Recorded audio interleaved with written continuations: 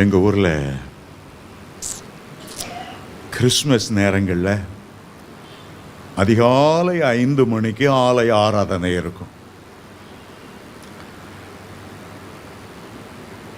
கோயிலுக்கே போவாதவனும் ரொம்ப பக்திமான அன்னைக்கு தான் பைபிளையும் கீர்த்தனை எடுத்து ஆலயத்து போவாங்க.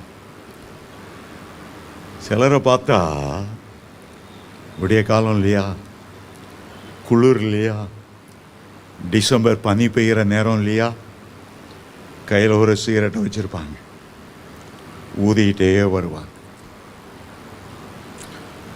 அடுத்த கையில் பைபிள் கீர்த்தனை இருக்கும். சர்ச்சுக்கிட்ட வந்த உடனே ரொம்ப பக்தியாக அந்த சிகரெட்டை பஃப்புன்னு வேகமாக உறிஞ்சி எழுப்பாங்க. காசு கொடுத்து வாங்கின சிகரெட் இல்லை, கொடுத்த காசுக்கு பிரயோஜனப்படுத்தணுன்ட்டு மக்குன்னு இழுத்துட்டு பிறகு அதை கீழே போட்டு ஷூவால் அப்படி அணைச்சிட்டு சர்ச்சுக்குள்ளே வருவாங்க. ஏங்க சர்ச்சுக்கு வெளியே போட்டு அணைச்சிட்டிங்க, அப்படியே சிகரெட்டோடு உள்ளே போக வேண்டியதானே? அது ஆலயம், ஆலயத்துக்குள்ளே சிகரெட்டோடு போகக்கூடாது. ஆமாம், உன் சரீரம் ஒரு ஆலயங்கிறது உனக்கு எண்ணம் இல்லையா? உனக்குள்ள ஒரு ஆவியானவர் இருந்து இந்த புகையில் திக்கு முக்காடி என்ன வேதனைப்பட்டு அவர் உள்ள உட்கார்ந்திருப்பார்.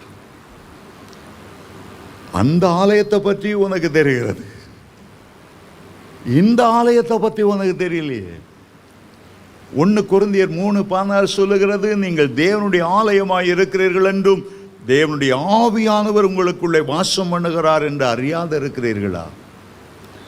1 கொரிந்தியர் 6:19 சொல்லுகிறது, உடைய சரீரமானது நீங்கள் தேவனால் பெற்றும் ஆவியானவர் தங்கியிருக்கிற ஆலயமாய் இருக்கிறது என்று அறிகிறீர்களா? 2 கொரிந்தியர் 6:17-19 வாசிக்கும் போது, நான் அவருடைய மத்தியில் உலாவி நான் அவருடைய தேவனாய் இருப்பேன், அவர்கள் என் ஜனமாய் இருப்பார்கள். அருமையான தேவனுடைய பிள்ளைகளே, அந்த ஆவியானவரை நீங்கள் பெற்றிருக்கிறீங்க. அவரை சந்தோஷப்படுத்துங்க, அவருக்கு பிரியமானபடி செய்யுங்க.